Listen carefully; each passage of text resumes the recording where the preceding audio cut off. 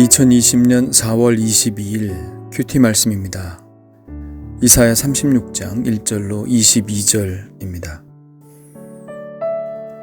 히스기야 왕 14년에 아수르 왕 사네립이 올라와서 유다의 모든 견고한 성을 쳐서 취하니라.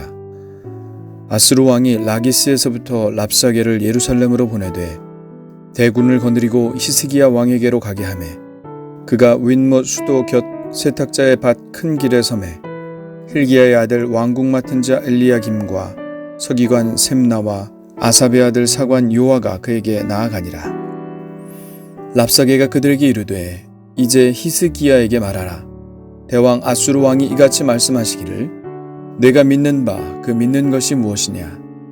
내가 말하노니 내가 좋게 싸울 계략과 용맹이 있노라 함은 입술에 붙은 말뿐이니라. 내가 이제 누구를 믿고 나를 반역하느냐. 보라, 내가 애굽을 믿는도다.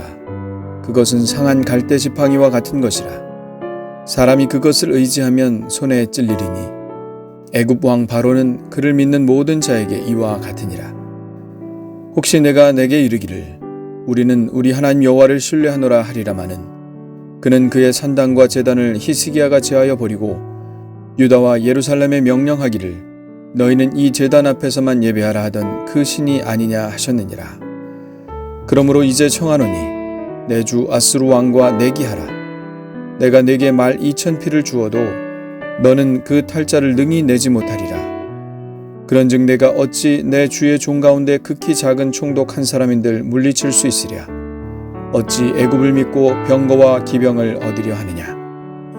내가 이제 올라와서 이 땅을 멸하는 것이 여호와의 뜻이 없음이겠느냐. 여호와께서 내게 이르시기를 올라가라. 그 땅을 쳐서 멸하라 하셨느니라 하니라. 이에 엘리야김과 셈나와 요아가 랍사게에게 이르되 우리가 아람 방언을 아오니 청하건대 그 방언으로 당신의 종들에게 말하고 성 위에 있는 백성이 듣는 데에서 우리에게 유다 방언으로 말하지 마소서 하니 랍사게가 이르되 내 주께서 이 일을 내 주와 내게만 말하라고 나를 보내신 것이냐. 너희와 함께 자기의 대변을 먹으며 자기의 소변을 마실 성 위에 앉은 사람에게도 하라고 보내신 것이 아니냐 하더라. 이에 랍사게가 일어서서 유다 방언으로 크게 외쳐 이르되 너희는 대왕 아수르 왕의 말씀을 들으라. 왕의 말씀에 너희는 히스기야에게 미혹되지 말라. 그가 능히 너희를 건지지 못할 것이니라. 히스기야가 너에게 여호와를 신뢰하게 하려는 것을 따르지 말라.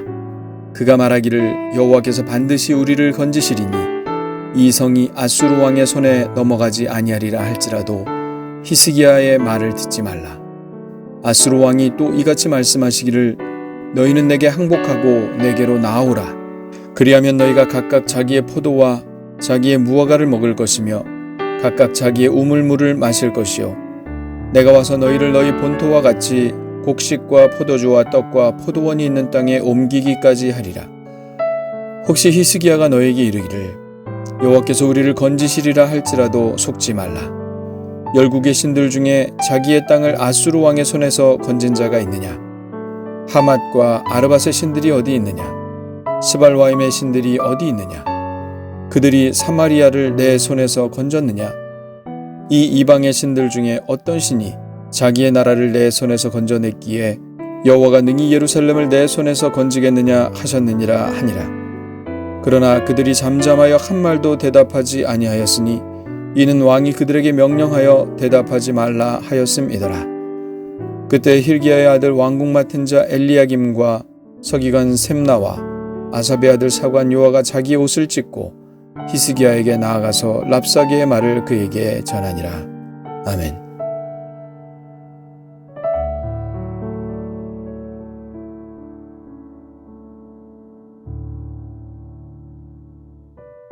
(35장에서) 하나님의 구원에 대한 주제를 이야기한 이사야는 이제 실제로 이사야 시대에 하나님이 어떻게 예루살렘을 구원하셨는지에 관한 이야기를 시작합니다. 때는 히스기야 왕 14년입니다. 당시 최대 강대국인 아수르가 대군을 거느리고 예루살렘으로 쳐들어옵니다. 유다 왕국의 최대 위기가 닥쳤습니다. 그들이 두려워 떠는 것은 당연합니다. 이미 8년 전 북이스라엘은 아수르에 의해 멸망을 당했습니다. 북이스라엘의 호세아 왕도 사마리아 성이 둘러싸인 후 3년을 버티다가 결국 무너지고 말았습니다. 그 사실을 지켜본 히스기야와 유다 백성으로서는 두렵고 떨리는 일이 아닐 수 없었습니다. 오늘 본문은 아수르 왕이 그의 술 맡은 관원장인 랍사게를 보내어 협박과 회유를 하여 항복을 받아내야 하는 장면을 보여줍니다. 그는 성 밑에 서서 유다가 항복해야 할 이유에 대해서 조목조목 말을 합니다. 첫째, 유다 왕국에는 싸울 계략과 용맹이 없다는 것입니다. 랍사게는 자기가 말 2,000피를 빌려줄 테니 한번 맞서보라고 합니다. 예루살렘에서는 말을 탈 수 있는 사람조차 찾을 수 없을 것이라고 조롱합니다. 마치 바둑에서 하수를 대할 때 몇 집을 놓고 시작해도 이길 수 있다고 말하는 것과 같습니다. 그만큼 군사력에 있어서 상대가 되지 않는 게임입니다. 이 말은 괜한 조롱이 아닙니다. 당시 중동에서는 말을 타고 싸우는 법이 없었습니다. 중동에서 최초로 말을 탄 궁수를 전쟁에 등장시킨 것이 바로 아수르입니다. 싸움이 시작되면 유다가 패하는 것은 불을 보듯 뻔하죠. 둘째, 애굽을 믿지 말라고 말합니다. 애굽은 상한 갈대 지팡이에 불과하다고요. 이것도 맞는 이야기입니다. 유다는 애굽의 도움을 요청하려는 시도를 몇 번 했습니다. 이사야 선지자는 이것에 대해서 신랄하게 비판하고 있죠. 군사력에서 딸리면 대안은 외국에 도움을 요청하는 방법밖에 없는데 그 나라는 바로 애굽밖에 없었습니다. 그러나 강대국인 애굽조차도 아수르에 맞설 상대는 아니었습니다. 몇 년 지나지 않아 애굽도 곧 아수르의 손아귀에 들어가게 됩니다. 애굽을 믿지 말라는 랍사게의 말도 맞는 이야기입니다. 셋째는 교묘한 거짓말로 사람들의 마음을 미혹하는 것인데 랍사게는 말하기를 예루살렘을 멸하라고 하나님이 자기 왕 사네립에게 명령했다고 말합니다. 하나님이 그렇게 명령하신 이유에 대해서도 말하고 있는데요. 히스기야가 전국에 있는 여호와의 제단과 산당을 다 부수었기 때문이라는 것입니다. 히스기야는 왕이 되자마자 전국에 있는 산당을 제거하고 주상을 깨뜨리며 묵상을 찍어버렸습니다. 그리고 심지어 모세가 만들었던 놋뱀도 부숴버렸습니다. 그 이유는 산당들이 우상숭배의 진원지가 되었고 하나님이 아니라 모세의 놋뱀을 숭배하여 이미 우상이 되어버렸기 때문입니다. 이 일에 대해서 불만이 있었던 백성들이 분명히 있었을 것입니다. 그래서 랍사게는 이 말을 하여 자기 전쟁의 정당성을 입증하려고 하며 히스기야가 자초한 하나님의 징벌이라고 백성들을 미혹하려 했던 것입니다. 그러고는 백성들에게는 만일 너희가 항복하면 먹을 것과 살 곳을 잘 마련해 주겠다고 회유를 합니다. 히스기야와 백성들을 분리시키고 히스기야를 고립시키려는 방책을 쓰고 있는 것입니다. 그리고 마지막으로 그는 히스기야의 말에 미혹되지 말라고 합니다.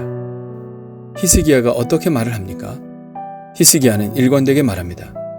여호와께서 반드시 우리를 건지시리니 이 성이 아수르 왕의 손에 넘어가지 아니하리라.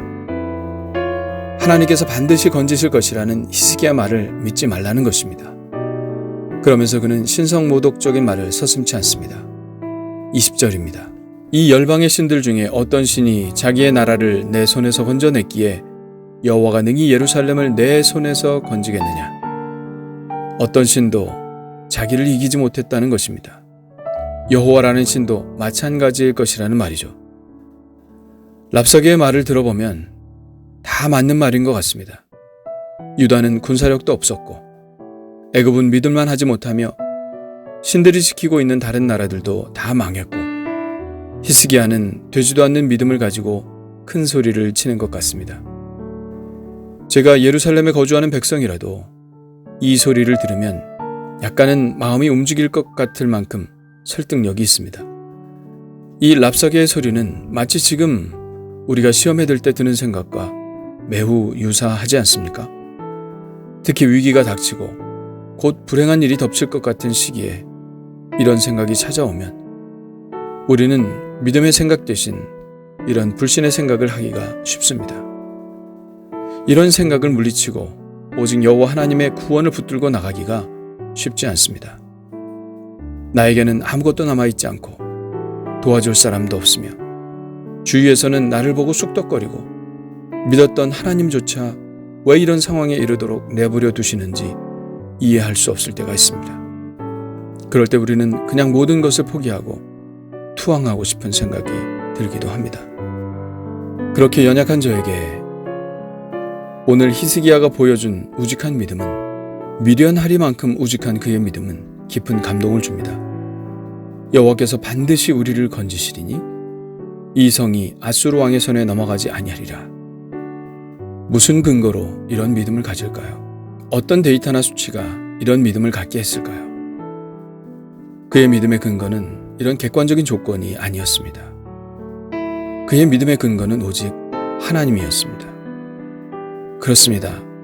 하나님으로 우리의 믿음의 근거는 충분합니다. 우리의 믿음은 언제나 위협을 받지만 우리가 만일 하나님이 어떤 분이신지를 알게 되면 우리는 이 믿음의 싸움에서 승리할 수 있을 것입니다.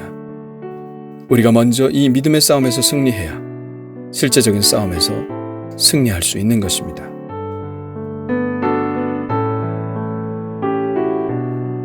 주님, 저 같으면 이런 히스기야의 믿음을 가질 수 있을까요?